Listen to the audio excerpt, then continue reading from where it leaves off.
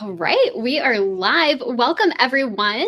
Today we have a very special show. Black Friday, Cyber Monday is right around the corner. I know for me and Dominique, we've been talking about it for months, probably all year, Yes. but certainly since August. Yes. And I'm super excited about today's conversation because I really think we're going to touch on some stuff that gets overlooked. There's so many YouTube videos, so many listicles. Here's all the things you need to do for Black Friday, Cyber Monday. And what I notice is there's a lot of copycatting the big guys, the big dogs, studying Amazon and some of these huge household brands. And unfortunately, if we just copy pasta what they are doing for every single business, and we just continue to slash prices like nothing else and go crazy, the recipe and the outcome of that often is really bad net profitability. So today we have Dominique with us. I'm your host, Jordan, if you haven't met me, and we are both from Growth Hit. But today we have Dominique on. He's going to be able to answer. I curated a lot of questions we get from clients and in the comments and from different places, just the most frequently asked things. And Dominique is going to help us really understand how to navigate this high stakes season. He has been the guiding, creative, strategic force behind many brands who have scaled that you do know of. I know he signed some NDAs, so we're not going to get too in the details, but if you have questions or want to talk to us one-on-one or get a consulting session, he is available. So welcome, Dominique. Thank you for joining. Thank you for having me again. It's a pleasure to see you. Really excited about today's topic. Black Friday, Cyber Monday, holiday season, Q4, all of the above is always a really scary time for most folks. And I think that some of the questions that you have for me are going to have some surprising and unpopular opinions maybe, but I think they're all founded in the data and the truth of what we're seeing, especially comparing this year to past years. So I'm really excited. Awesome. Yeah, I do think you might have some answers that are contrarian, which I love because it is not one size that fits all. And there is some really outdated recipes, if you will, that I see people continue to follow. And it really makes no sense for their business model or today's environment where we have tariffs. We have so many things going on. We could have just as easily had a conversation today about the macroeconomic environment and how that's impacting everything. Yeah. So let's just get right into it. I think one of the questions I was really excited to ask you is what is the biggest mistake that you see Shopify and e-commerce brands making around Black Friday, Cyber Monday, and what should they be doing instead? Yeah, I think it's kind of what we see across all, like, it's not even just Shopify accounts, it's just all businesses. It's just like blanket discounts and just trying to do the deepest discount that you can to try to, I guess the assumption is just get the volume. But I think when you're doing that, you're only competing on price and you're not adding additional value. I think value comes in different ways other than just like the price point. So I think, if the goal is being intentional about price point and making sure that you're getting out like excess inventory, then I could totally understand that. But I think there's ways to be intentional with like intentional bundles. A brand that comes to mind is Birkenstock. I think that they do a good job of balancing like discounts because they have some stuff that's on clearance, but then they have like this member program where you get additional discounts and additional like perks and benefits where you can get access to exclusive styles and all this other kind of stuff. And so I feel like they're adding more value by having the membership program on top of just their discounts because their members get additional percentage off what, like, let's say it's a clearance item. So it's $100. They get an additional on clearance, but they get an additional 10% off. So I think it's just about layering in those other value components and not just always trying to compete on price. Because I think that what they do a good job of by being able to do these kind of like bundles or these kind of additional percent off is they get their AOV higher because you're tempted to spend more. And there's, I'm partial to the Birkenstock brand. And I'm kind of like revealing that in this, but like there's always a couple of styles or a couple of like people that you could buy for, even gifting. Like this makes it more accessible because they're not a cheap shoe. So if you want to buy, for the whole household or for somebody that you really care about, this makes it more accessible where you can buy one for yourself and maybe for them too. Oh, I love that. I love that you are really emphasizing the value and not just trying to price match anyone and everyone, which ultimately can completely dilute your brand equity, what people expect to spend with you. And at a time where margins are more and more uncertain, that can be difficult. Yeah, for sure. And I Yeah. love too. Oh, go ahead. No, I was just gonna say bundling is kind of, I mean, it's not new, but this is kind of what I'm seeing across a lot of what I think are successful accounts is very intentional bundling. Instead of just being like, throw these two products together and you get 20% off. It's more about creating like use cases or really talking to specific personas that I've noticed a lot more this year. So I think it's a cool trend. So it's not just random stuff. It's Yeah. here's a curated experience or a curated pack And that it can could help. be random stuff though, but it's like, how are you positioning this random stuff and giving it a purpose? Because there's always going to be some stuff that you have excess inventory or just stuff left over from seasons past that you're trying to work through. And that's often what's ends up what's discounted first. But I think if you kind of give it like a purpose or a use case, then you're able to reach more people and, you know, they can see themselves with that product or your service or whatever it may be. I love that. And maybe even that extra inventory, and inventory might come up a few times in this conversation, but using that extra inventory even as a added gift, if you spend X amount, you get a bonus gift. That can be a great way to dip into the reserves you have, if that's a strength you have. I think in general, when we're thinking about Black Friday, Cyber Monday, really evaluate what are your unfair advantages? What are the competitive edges that you personally have? And it's not just about the value that you offer the customer. It could be, do you have more cash so you're able to deploy more in a short amount of time to scale over certain periods of time? Or is your inventory really deep? Or the inverse could be true too. If you have some weaknesses, that might allow you to play the game differently than somebody who has a different stack of weaknesses and strengths in their business model. Yeah. This is why really understanding your numbers, your unit economics, your runway, your turnaround time when you order merchandise is so important, because that's going to help you make really good choices instead of just reacting emotionally in the moment and trying to do what you see other people doing. For sure. Yeah, it's all circumstantial. But definitely, I think the biggest thing that will probably come out of this whole conversation is not to just copy paste, as you said at the top of the stream. Like, just because you see Walmart, Target, and all these big box retailers, or even your favorite like brand that you're following on social media. I work with some brands that are like brick and mortar.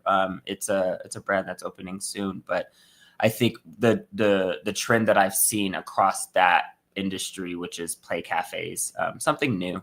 A lot of the content that they use for marketing is business to business, and it's not speaking to the customer or who you would actually want to have come into the play cafe. So that's something I called out with my client, and was like, I get that this is what's trending, but like, we want to speak to the people that would actually come and spend money versus the people who are building a business. So it's all just realizing, it's like taking a step back and evaluating what the purpose of the advertisement is, and not just advertising just because you think you need to advertise, because that's when it gets super costly, less effective, and this is just not the season to do that. And is that so? I mean, that leads into my next question, I think, pretty well. Is that unique to this year, or is that always the case? What you just said. You said, that's not effective now. Is it more so in 2025, or just because it's Black Friday and it's expensive? I think a little bit of both, but more so just because it's Black Friday. It's just more expensive, because I think even as 2025 is a different year altogether. So it's kind of hard to compare it to 2024, 2020. Like, there was just this kind of like bubble that is now bursting across a lot of things. And I think it's kind of rearing its ugly head. And so you have to be more creative and more intentional this year, I would say, than you had in the past. I think you kind of could have just thrown some things at the wall. I think if you are a business that has historical data, this is when you really lean into it and see what's worked in the past and reiterate and kind of just refresh what has worked, and this is not the time to reinvent the wheel. It's the time to double down on what works and just try to find new ways to communicate that instead of trying to test things.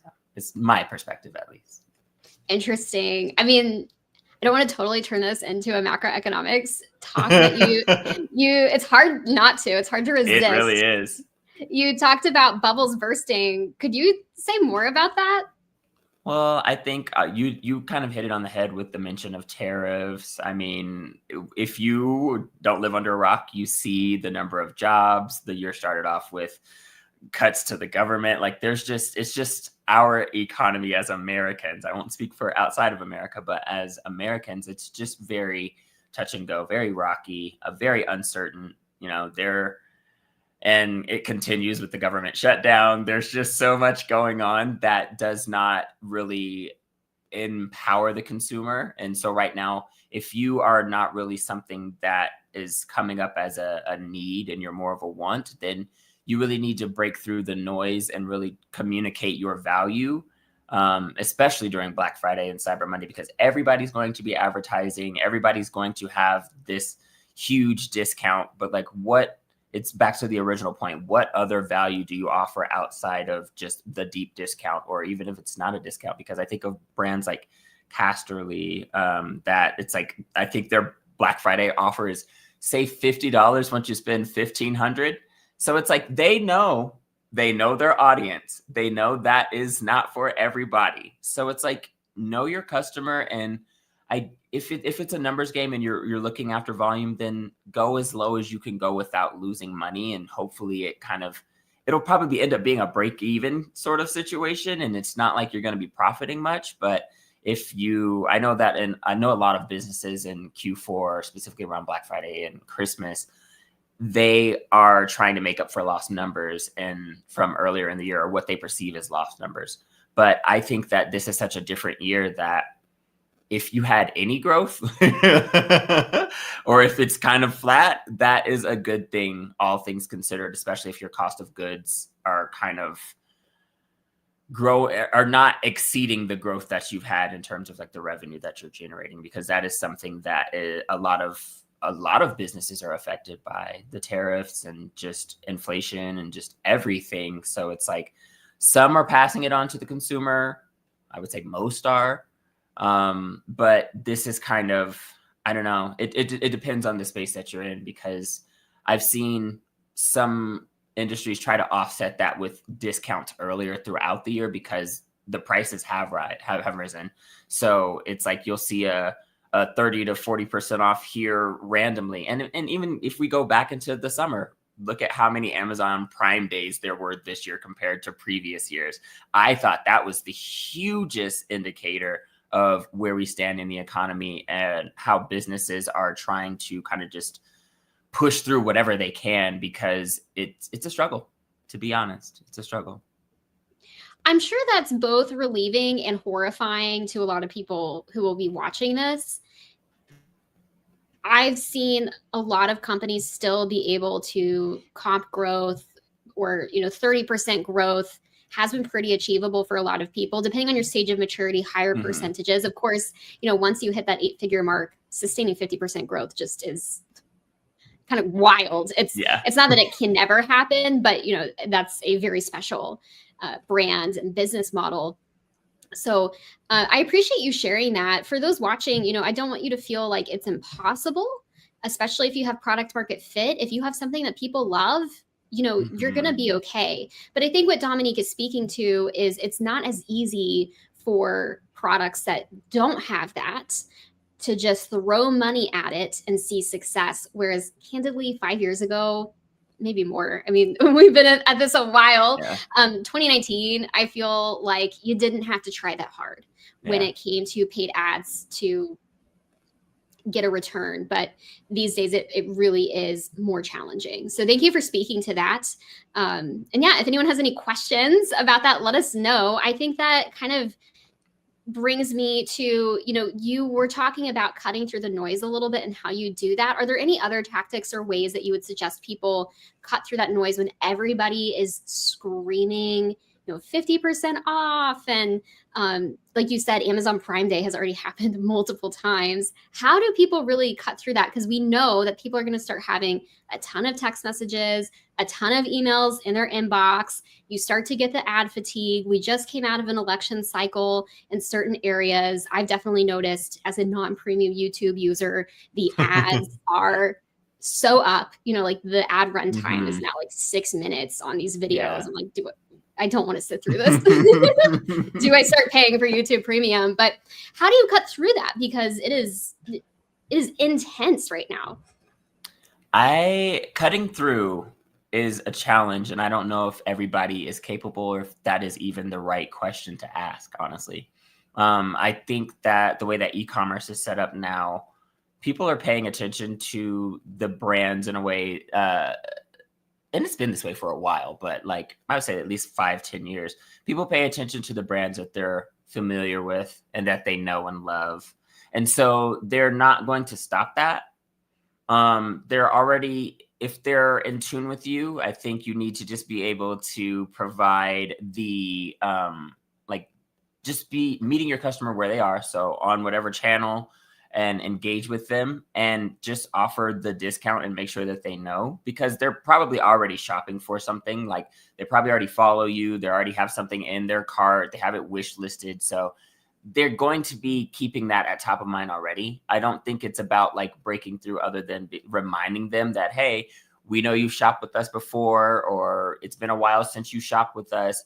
We have your favorite item. That wish list item is now on sale. I think a lot of the more savvy marketing, like I will wait list myself for specific things because I'm like, I want this. And so there's already your customer expressing intent and interest in a specific product. So take advantage of that. Start with those customers first and then kind of work your way out of there, because oftentimes you have people already within your kind of realm that you could reach out to increase your sales. You don't have to always be worried about new customers. And I think it's way harder during Black Friday, Cyber Monday to attract net new customers if you're only just talking about the price, because they may not really have any like anchor of that price knowing. I mean, you can have it anchored on the site, like it was this and that, but if they hadn't been watching the price or really in tune to what that offering is, they don't really have a point to refer back to. And so I think if you are going to try to cut through the noise, to finally answer the question, I think the best way is through what I consider like digital word of mouth. So that's going to be influencers. That's going to be the reviews, the recommendations, the old tried and true ways of introducing a product to somebody through somebody else that they already trust, because without that, you're yelling into the void, and a static image, a nice product image, a big high budget video just showing the product off is not as powerful as somebody giving a testimonial or demonstrating how effective your product or service is. It just isn't. Those are all great points, and they're probably true all year. Something you said, this is the most expensive time to acquire a new customer.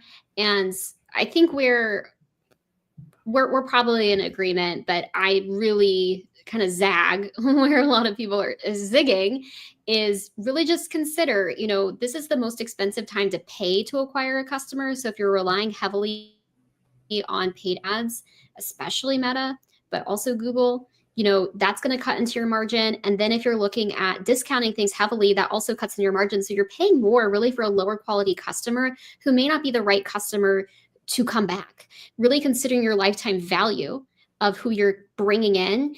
And we haven't touched too heavily yet on the algorithm. We can certainly talk about it more. But when you're pulling in people who are purely discount shoppers, that is a different psychographic. It is a different person. It is a different mentality. I mean, it could be the same person in different modes, right?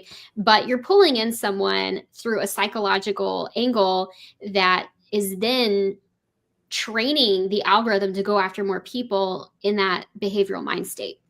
And when we're talking about the metapixel, it goes back 180 days of people's behavior. So I've seen a lot of brands really hurt themselves by going too crazy. And the brands that are the most susceptible to this, I think, are the smaller ones. Yeah. The ones who are not as mature in the market, they aren't as established.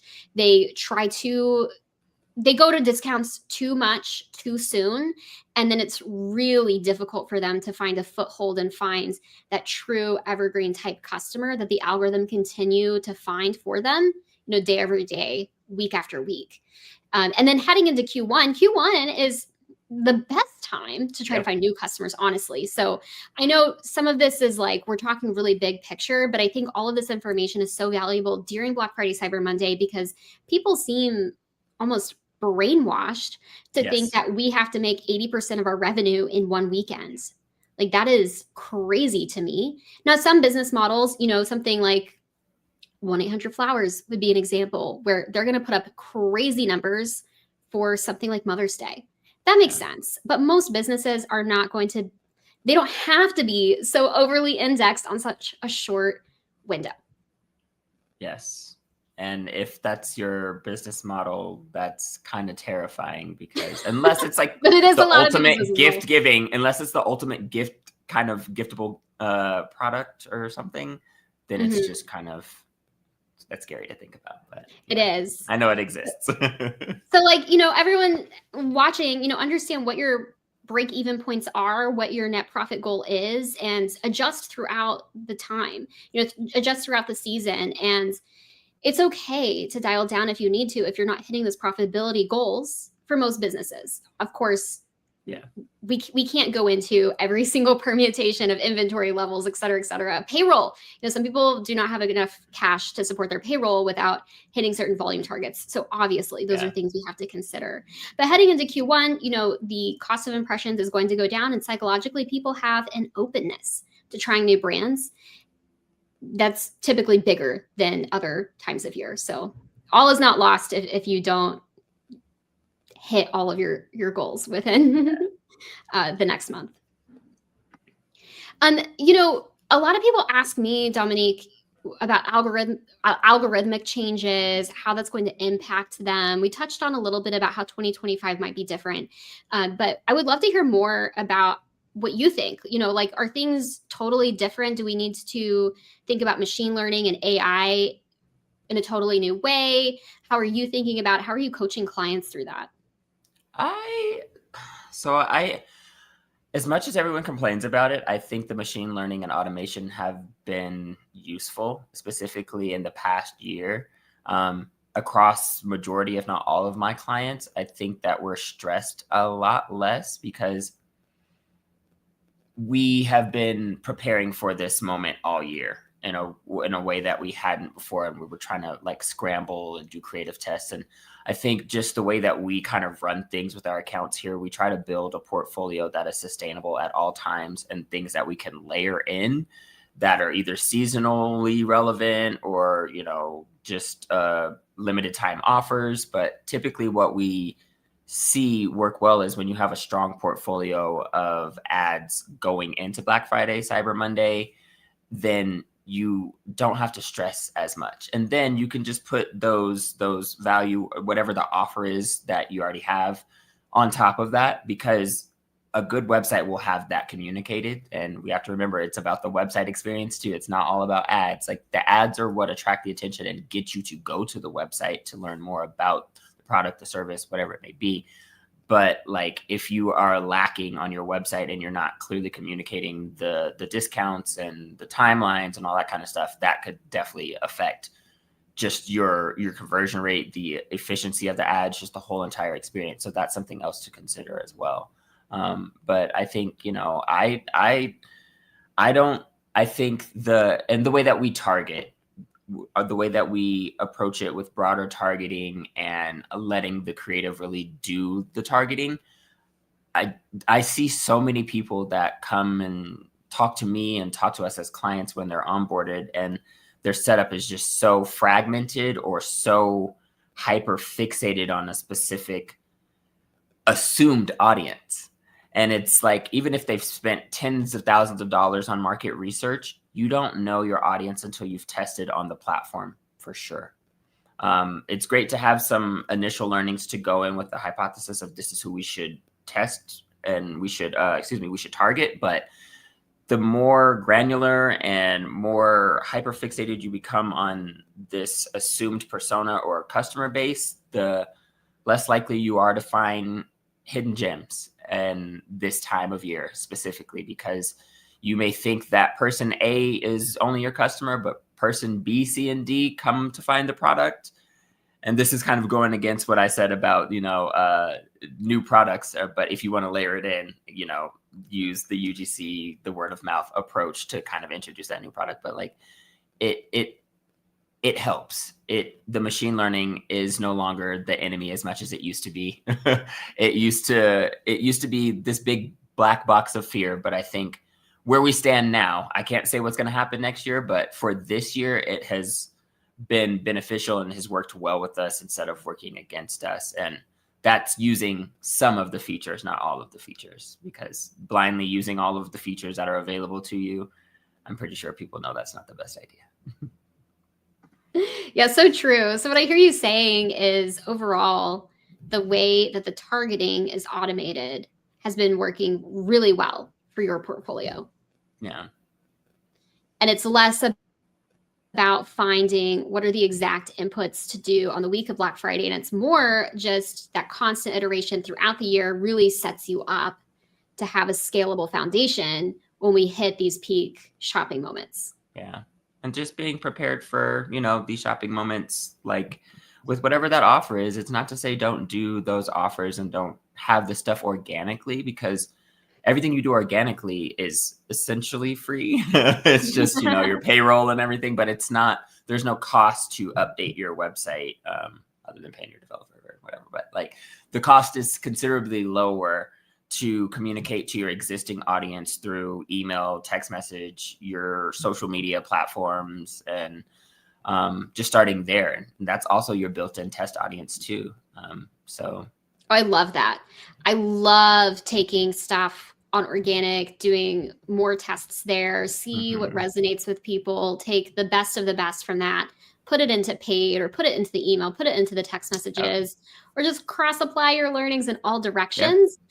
But also earlier you said you're not going to really know what's going to work in a paid ads environment on the platform until you try it. And I do think that's true. Sometimes what we see work best on organic does not work really at all to drive purchases. But that doesn't mean it's not worth getting another shot on goal. And you can refer to some earlier conversations. I think most of them were with Jim and some with Dominique, where we talked exactly how we do creative testing and that methodology. So I don't rail and get into that here, but assuming you're using a methodology that doesn't just waste a bunch of money, there's really low downside to taking the best of that organic and seeing what happens. Yeah. And I think even if it doesn't perform well in terms of conversion, like we've seen some stuff when layered in with some more conversion focused stuff, that it's a good top of funnel kind of creative that will draw the attention, and they're going to see more than one ad before they convert. So maybe that one that launched at first that was not the true conversion optimized ad is a good top of funnel ad that just grabs attention, and then they finally see some other stuff that pushes them across the finish line that is more conversion focused. It's always with what we try to do is build a portfolio that covers all different stages of the buying journey and the discovery journey specifically, since everybody's always looking for new customers. And I think that Meta in particular is a great avenue to acquire those, but it's what is your strategy? How are you going about that? Are you just targeting top of funnel with just these engaging videos that are just introducing the product, but not really informing and explaining and giving examples of how this could really like fit in your life? Yeah, that makes total sense. So there's a lot of things people could be spending their time on. Every aspect of the funnel is kind of infinite once you start breaking it down, kind of like colors of the rainbow. You can get as detail oriented as you want. What are some tactics that you think are a waste of people's time and just busy work versus what are the levers and the tactics that you really personally prioritize specifically around this time of year?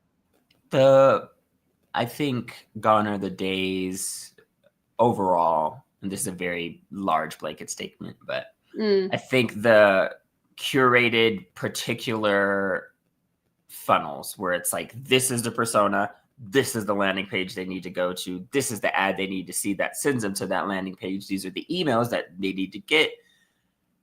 All of that is still true in a sense, but I think you have to be a little more generic and speak to the pain points more clearly instead of just assuming these kind of like, this is person A, so person A sees ad A, and then ad A goes to landing page A.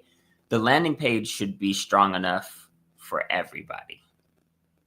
The ads should be enticing.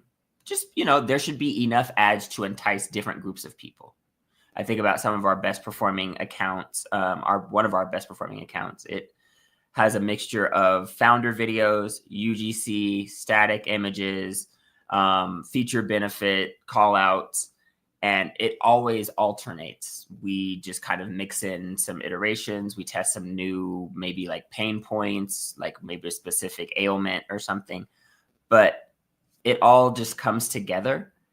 And I think that sets a better foundation for what is supposed to happen versus like trying to have these specific creative, specific landing pages, these very special, like this funnel that is just very much an assumption because it doesn't allow you to be as agile as you should be. So if you need to make some changes on that landing page because they're not full, it's not resonating with the demographic that you have in the ad creative or so on and so forth. Like you need to be able to kind of swap out any of the toggles at any given time and not be so dedicated on this has to go there to achieve this specific goal.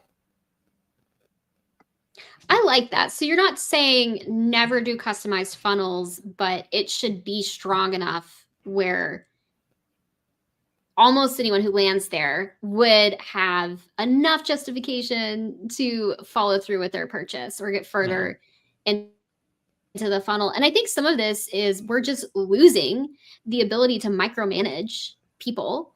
And we're kind of in this interesting gap because you're seeing more and more of these features where Meta and Google and TikTok and all these platforms customize where they send people.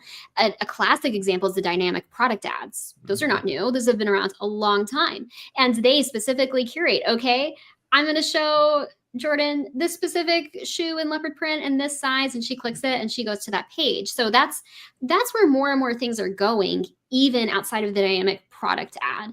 We're not quite there, I think, in terms of the automation. And when you see the LLMs as well, like when you're typing into ChatGPT, Grok, Claude, whatever your tool, Gemini, whatever your tool of choice is, it is a micro level of personalization that as marketers, we can't really create infinite funnels for these people, but that's where it's going, right? It's about setting up the environment, having these different options for the machine learning. Now, today, we still are, for the most part, putting a singular landing page associated with a specific ad, but they're going to get multiple ads. And we're not always able to track people throughout the funnel across their devices. There's tools that can make it easier, but it's not perfect. And it's certainly less robust than it used to be, maybe for a good reason. And depending on your region, if you're in Europe, oh, wow, it's a lot different. But I love that. Like, stop trying to micromanage the environment. Stop assuming who your customer is and how they speak. And really, the job as the marketer for this Black Friday, Cyber Monday is to set it up with the right options. As far as creative, do you see like the Black Friday, Cyber Monday ads? What creative do you actually see succeed the most during this period? That's kind of a trick question. I think is it? A little bit. I think back to my original answer, where I was just saying that if you have already set the foundation, that's going to be what performs well. But obviously, if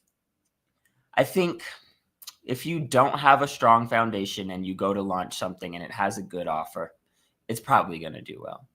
It's probably not going to be sustainable long term. There's probably going to be a larger drop off after that big peak. And the opposite end of the spectrum, if you have a nice solid foundation and you're able to scale up and layer in things you will have your top performers that will continue to perform well oftentimes. And then your new offer-based creatives that come in, and they mix in. And like we just said, they'll see more than one ad. And it also goes to the website. Are you communicating that offer on the website? Because your old ads could be just really good and not even have to communicate that offer. And so when they land on that landing page and they see that offer, it's like icing on the cake. It's a bonus deal that they didn't even expect. So they're more than likely going to convert even higher than they would have originally. So I just think that it's having a diverse portfolio is that creative that wins during Black Friday. It's not just the offer only ads. Sure, they're probably going to help. I'm not saying not to do them, but if you're only going to do offer only ads and you don't have stuff that's already been running, or if you're like starting your business and you're just starting to advertise during Black Friday, Cyber Monday, don't do that.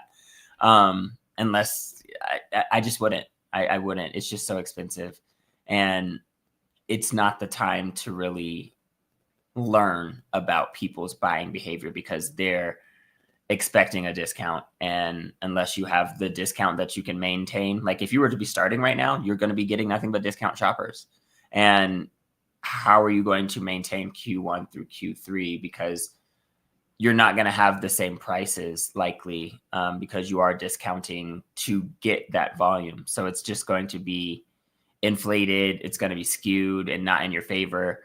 So I think, it's really just having a good diverse portfolio is what it makes the good Black Friday creative. It's not just the big bold 50% off with the red text and all of the stuff. It's still doing what you've done all year. And then maybe if you want to, you can iterate on it and just update that top performing ad and put in an overlay like 30% off or update the copy. I think that's a lot more impactful than,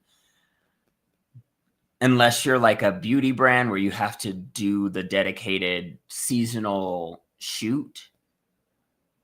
That doesn't make sense to me. And with AI now, and between Neo and Midjourney and so many of these tools, you could mock up or generate a seasonally relevant shoot to show that product in a more seasonal light. This is so funny because, like, as a entrepreneur that's dopamine hungry, everything you're saying is like so annoying. Like, and I don't mean that in a bad way, but it's no, like, I know what you mean. It's like, okay, focus on what always works. Focus on the fundamentals, and just keep executing. There's not some secret sauce that makes Black Friday, Cyber Monday make or break it. It's really, how well did you perform the whole year? And that's going to determine what runway you have to scale up, or do you scale down based off of your unit economics. I'd love to get into how do you navigate modifying budgets and how do you coach people through targets during this time? Because of course we want to maximize the amount of volume within a healthy profit margin that the business owner wants. Like, how do you deal with that? And especially when things are fluctuating so much day to day potentially during this time of year. For me specifically this year, was having conversations early on, and just setting expectations, and also just looking at year over year comparisons and seeing what it was like. And if, kind of back to the question we just answered, if you had, substantial growth and it was pretty, not necessarily linear, but it was pretty healthy and you saw growth throughout the rest of the year, then you're more than likely going to be set up for success more so than just trying to scramble and make it all happen at the end of the year. So I think it's just it all really boils down to being prepared. And I know there's no magic wand. There's no secret sauce. It's just really making sure that sustainable growth is what you should be aspiring for. Like, I think people are always looking at ways of growth hacking. And there's a difference between growing your business and trying to hack growth, because growth hacks are not sustainable. That's why they're called hacks. Like, doing things with a regimen and a process and staying true to kind of like the boundaries you've set is how things typically get better. Incremental growth is better than unsustainable hacked growth that sees you up 100% one month and then down 150 the next, because what you did was just you caught the lowest hanging fruit and then now they're all gone. So what can you do next to try to maintain? And that just, I don't know. Yeah, those are great points, and they're equally true during Q4. And I love how you differentiate between a bigger growth strategy and growth hacks. Now, if you have to make payroll next week, totally get it. There's a laundry list of tactics we can do to pull up that revenue, but be prepared for it to fall off a cliff. And that is it's so relevant to discounts because people get fatigued by the discount, where they move up purchases that they might have made before. We used to work with, I think you worked on it too. We used to work on a brand years ago, and they realized all of their customers would wait every year to purchase on Black Friday. And then the following quarter sucked. It's always horrible. So, it just shows you can be hurting your bottom line if you're just super fixated on keeping up with the Joneses, keeping up with the other Black Friday, Cyber Monday, Build in Public posts who are reporting massive numbers. You don't know what the net of all of that is or the consequences for the business overall. So I love that you point that out. Like, growth hacks can work, but you have to be prepared for the consequences of them. Some type of sale fatigue is going to be unavoidable right this time of year, even if you're not running a sale. It's just what's happens. People spend a lot of money. Yes. They're out of money. When do you really expect to start seeing a decline in purchase behavior? I don't know. I feel like there is an overall decline because people don't have access to some of the things that they used to even earlier on in the year or even year over year, whether that's an actual job or assistance or just the desire to spend as much as they have in the past, because now I think people are tightening their wallets because the future is not as certain with tariffs and inflation. So it's like people are being more thoughtful about how they're spending their money, where they're spending their money. I mean, there's a number of boycotts that have been going on since the beginning of the year. So I think the biggest thing for me is the consumer education is much more apparent than it had ever been. And it's harder to get away with some of the simple kind of tricks of marketing that used to work. I think drop shipping has affected that. The TikTok shop has affected that. Amazon itself, just everything being widely available on Amazon. Also Walmart getting into that territory of being like a new Amazon where everybody's they're selling the same product across the same retailers. And you may or may not find different prices. So it's just overwhelming. I think consumers are just in general fatigued as is. And then when it comes to buying stuff, whether it's for a gift or for themselves, they know what they want now and they will go after what they want, or they'll do the research versus just being as easily introduced to something and being ready and willing to just buy it. I think it's just an overall thing. I don't think it's just this season or that there's a date where it'll cut off. So it's really just making sure that you're clear about what you have to offer and your customer will be there. I don't think that there's a way that you can kind of coax them the way that you were able to unless it's like a gimmick type of thing where it's like these 3D AI generated ads on like TikTok and stuff. And then it's like with that, it has to be the right price point to kind of be like an impulse buy. But if you have something that is of quality, it may take longer to get your customer than it would have back in the day. I think all that's true. Something I pay attention to, and I'm a bit of a broken record with people right now on this, is I always pay attention to car repossession rates. Yes.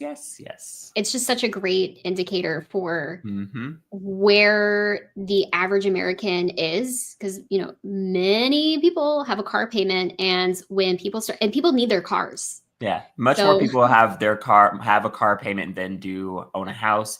And so I think, and the car is your second biggest purchase in your life outside of a home. And most people probably won't own homes right now. So all things considered, or don't or won't own homes. So I think I look at, and as well as the housing market, I always look at car repossessions too, because it really is, I think, one of the biggest indicators of what the average American is really going through, like you said, because if they can't afford to pay for their car, then they probably aren't working because they need a car to go to work, or they are underemployed, and just it's just a true indicator that things are not super positive, and it has been increasingly getting worse this year. So yeah, you're starting to see more people default on student loans as well. So, all of these things I do think are relevant to Black Friday, Cyber Monday, but to kind of make that link story stronger for people, you can't really get away.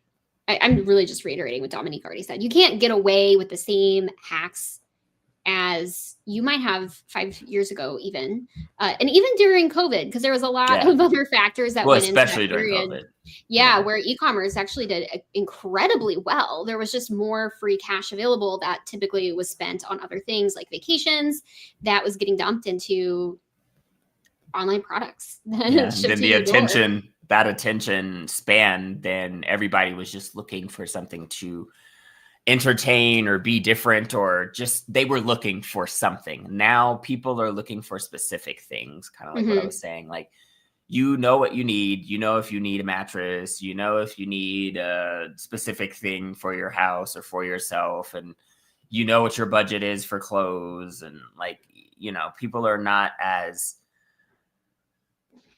just excited about spending money the way that they were during COVID, because there's less certainty, and they don't have the access to the funds that they had previously. Yeah. It's even if you are making more money now, technically you're paying more for the things that you were paying less for a year ago, even.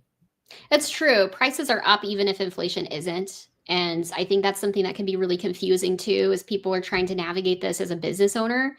But it's certainly impacting consumer behavior from what I can see. When we talk about the typical Black Friday, Cyber Monday cycle, I will say I do think things are probably going to slow down around December 15th or so, just based off of prior cycles. You start hitting shipping cutoffs. So really making sure that you're educating people on what your shipping times are will go a long way, because if people can't figure it out quickly, they're just not going to buy from you once we hit December, really, and maybe even sooner. I would say, and then I've also worked with really, it would be best if it's on your product page, even just expectation setting, so that they can feel confident and comfortable purchasing it. And then I've seen a lot of people try to make that week of Christmas work and do different promotions and things like that. And I would say my advice for anyone listening is don't worry about it. Dial down, take a break, and reconvene when people have another paycheck. And as we enter Q4, because yes, the cost of impressions is going to come down. And of course, there's always exceptions. There's some businesses that have seasonality that's going to buck the trend. We're not talking about that. But be prepared to dial down. Again, just follow your net profitability. If you're still profitable, keep it going. It doesn't really matter. But you will probably start to see those ROAS decline, those CPAs climb, and the conversion rates drop. So just monitor it day by day and make those cuts where necessary. And my favorite motto that our team has is don't be greedy, be profitable. Because when you start to be greedy is when you start to make mistakes. And the last thing you want to do during Q4 is wreck whatever profitability you made in that year. And it's easy to do. Extremely easy to do, especially because if you're trying to chase those discounts and deep discount and chase that volume, and just to reiterate what you just said about the expectation setting for shipping, that is the conversation that I've been having with every client right now, because just think about yourself as you're shopping for people. I know as I'm shopping right now, the only thing that matters is not the only thing, but the first thing that matters is how soon will it arrive? Because if I'm buying gifts, I don't want it to arrive after the season. And with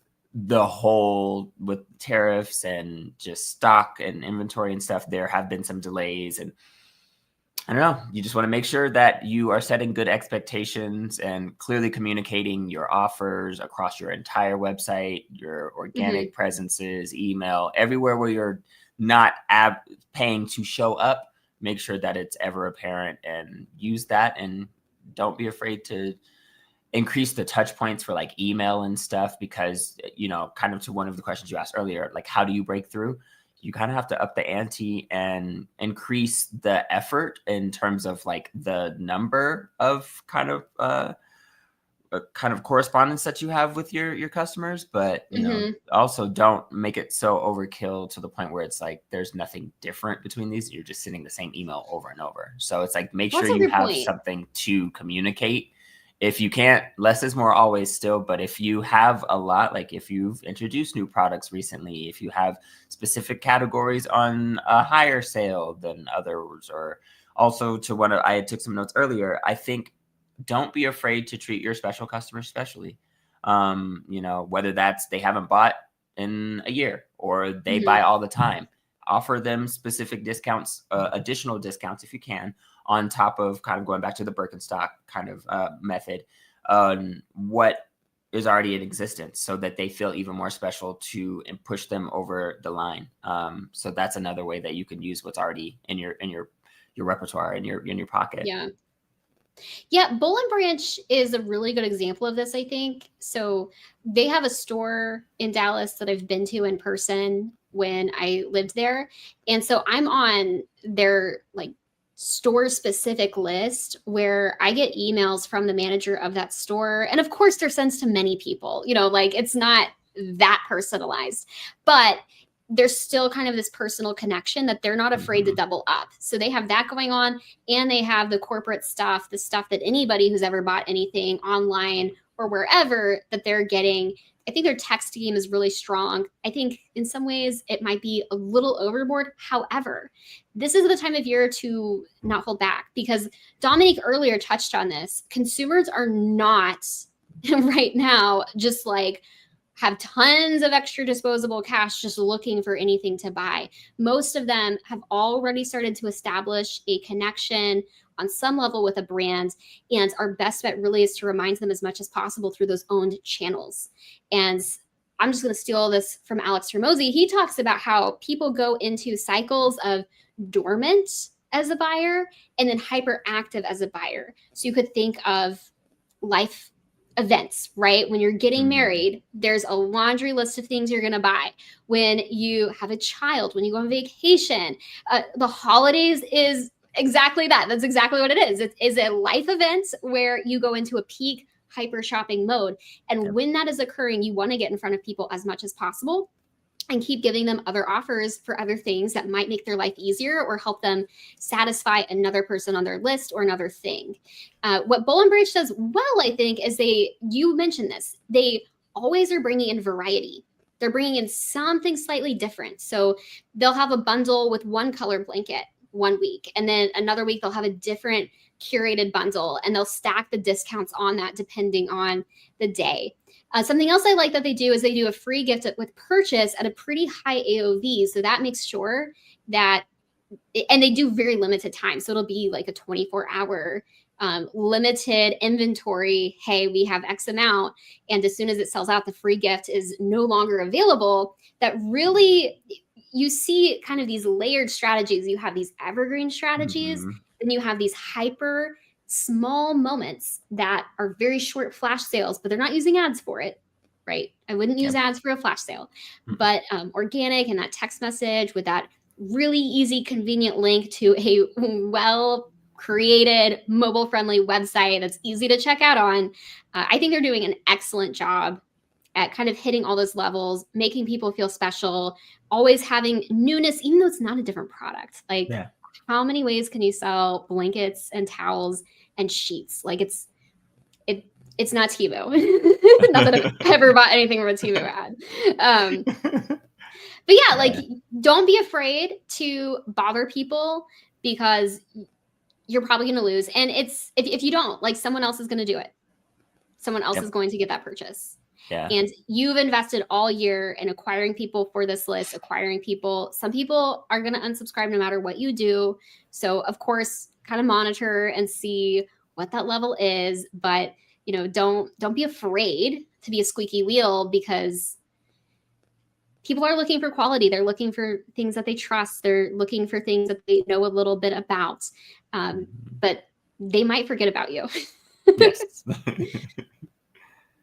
Well, we have a few minutes left. I feel like we covered a ton of ground. We talked about creative strategy. We talked about the algorithm and changes over the years. We've talked about, what are kind of the myths that people still have about Black Friday, Cyber Monday, and really, I think some of the entrepreneurial psychological blockers that people have. We didn't touch too much on the website tactically. So I would like to ask Dominique, what are like 1 to 3 things that every website you look at that you would prioritize during Black Friday, Cyber Monday? What are like a few just places in the funnel that you would recommend that people go in, maybe install some heat maps today, if you don't already have a tool like Clarity or Hotjar, and start to take a look at? Yeah, just of course making sure that your analytics are set up first before you start doing anything is always imperative. Outside of that, I think just the best practices. You don't have to reinvent the wheel. The site-wide banner always works. The homepage hero banner works. If I think of like Wayfair, they just had like a 72-hour Wayfair event where it's like on specific images, they had just like a text overlay where it's like, this is 72% off on the first thumbnail. So it's like something that's easily programmable, probably across a lot of the different SKUs, but it's easy to understand for the customer too. So it's like wherever they're going to naturally land, express that offer there, like on the PDP, on the homepage, on the collections. There shouldn't be any page on your website that is not offering the value that you have for the holiday season. Even your terms of service and your privacy policy, it should be in that banner, that site-wide banner, and the header or something. I think it's really super simple. I think the easiest way is to just implement something site-wide, either in the header or the footer, and just communicate that. And if there are multiple deals, make it scrollable, make it, whatever easy way that they can access that information. And if you really want the sales, auto apply the discounts, but show them that they are getting the auto applied discount, show them the original price, and show them that the sale code has been applied so that they can see it, because that's going to psychologically help them that you don't want them to do the mental math. You want them to see the math, and you want them to be appreciative of that discount that you're giving them so that they'll actually convert, versus just being like, it went from $80 to $50, but we're only going to show you $50 because we think the $50 will move you across the finish line, even though you don't have that reference point of it was previously 80. So. Oh, that is such a good point. And that's like age-old discount I'm like, wisdom. It's marketing 101. If you just have it as $50 and in the cart, they can't tell that it used to be higher, they will either abandon. Some people will even email you and say, oh, the discount didn't apply. I have a real life example of Costco. I was looking at a mattress, and it's like, you go on, because I was looking on the website, it says $200 off. And so it shows you the final price before you add to cart. And then when you add to cart on the website, it's fine. But when I go to open the app, it still has the full price until I go to the actual cart page, like in a whole different dialogue. And it was so confusing. And I was like, wow, maybe I just have to go to the website to get the price. But I had to scroll all the way down to see them doing the math at the bottom of the cart, which is it wasn't even near the checkout button. So I'm like, oh man, this is confusing. And I didn't buy it because I'm like, oh, I don't want to pay $200 more just because I'm now using the app and didn't remember my login for the website. So make it clear everywhere on the PDP, in the cart, on checkout, what the value is of the original price and the discount, because you don't want to leave anything to chance or to cause any confusion, because it just will not help your conversion rate.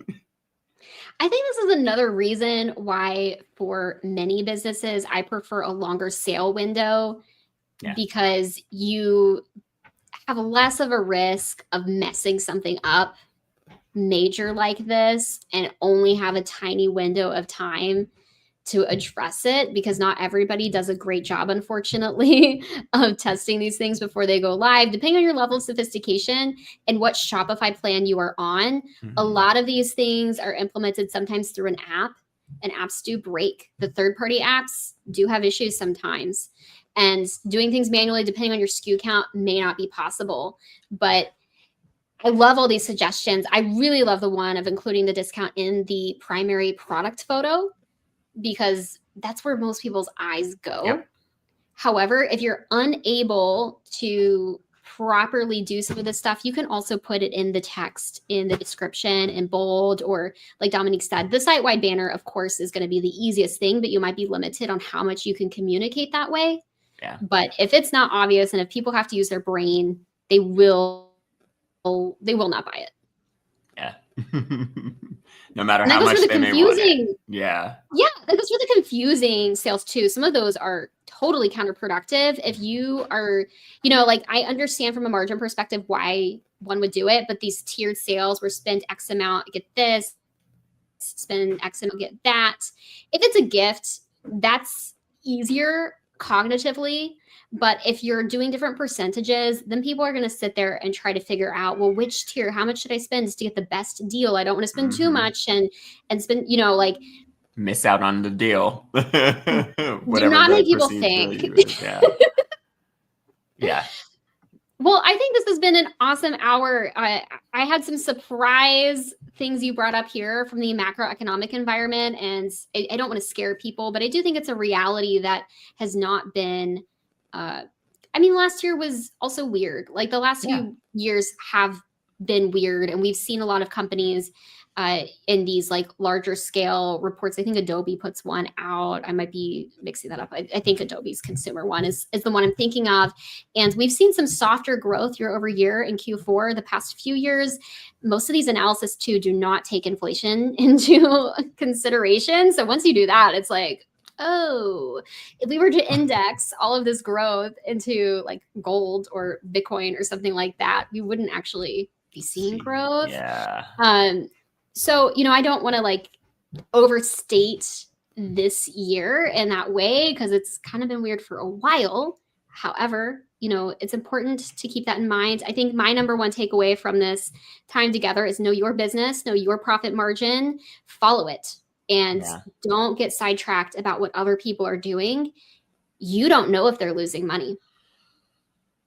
A lot of these companies are private, and you do not know what the dollars in the bank look like. So it's easy to get caught up, I think, in wanting to win it all. Neighbor. Yeah, but you do not know. Same goes true, like in just personal stuff. Like, you don't know how much debt other people have, or like how they're navigating things. Know your numbers, be flexible, scale up if you see the opportunity, scale down when you're not hitting that net profitability, focus on the fundamentals, use the machine learning. It does work really well. Don't try to micromanage it. Also, if you are launching stuff for the first time, now is probably not the time to DIY if you haven't done it before. I think it's worth getting an expert to consult with, so you don't make major mistakes during the most expensive time of year. Dominique, you shared so much valuable stuff, but what's maybe like the one thing you want every Shopify store owner to have in their minds as they go through the next few weeks? Just making sure, I think you hit it on the head at the end, just making sure you know your business and you know your numbers. Don't get distracted by seeing, it could be easy to see a LinkedIn post of somebody seeing record numbers. Just because you're not seeing record growth doesn't mean that your business can't continue to grow. If you are seeing growth at all, back to one of the original points I made, in this economy and this year in particular, honor that. And then think about how you can sustain that and maintain that going into next year. Don't lose it all trying to squeeze out the last final month or so, because it, like you mentioned, Jordan, it's so easy to try to easily squander that by going to launch or being on a platform and increasing the spend and really not seeing that actual performance really match up with how you are increasing that spend. So it's better to spend fewer dollars and get fewer sales than to spend more dollars and get fewer sales that cost you even more to acquire. Yeah, for most people. I mean, if you're playing the 10-year horizon, trying to raise money and trying to prove certain metrics, totally understand that. But I think what Dominique we're covering is really trying to make sure that we're growing in a way that doesn't put us in a hole, because what sucks the most is getting super work, like all the anxiety, working so hard, staying up late, doing all these things only to be losing money. And we don't want that for you. All right. Well, thank you so much, Dominique, for joining. And thank you for all of our viewers. I see some people are still live with us. Really appreciate you joining us. If you have any questions, feel free to reach out. Our website is growthhit.com. You can find us streaming on Jim Huffman's LinkedIn, Twitter, all the places. And if you want a consulting session with Dominique or I or both of us, we'd be very happy to share our mistakes, our wins, and really condense that learning curve for anybody. And wishing you all a happy holiday season. Best of luck during your Q4. You're going to rock it. And with that, we'll close. Thanks so much, Dominique. Thank you. Have a good one, everyone.